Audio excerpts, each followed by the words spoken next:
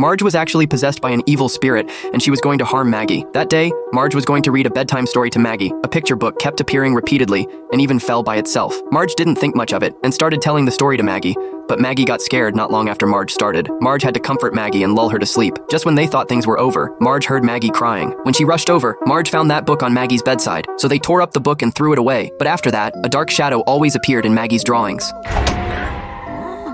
At that moment, Marge heard a knock on the door, but all she saw was the book she had discarded reappearing, and the protagonist in the book had become Marge. Seeing this, Marge quickly burned the book, but a piece of paper fell out. It turned out the evil spirit had been released. Marge tried to stop it, but was suddenly possessed. Marge went back to the room to harm Maggie. Fortunately, Homer appeared in time and took the knife away. They disrupted Marge's plan, so Marge signed them up for an activity to get them out of the house. Maggie tried to keep them, but was eventually caught by Marge.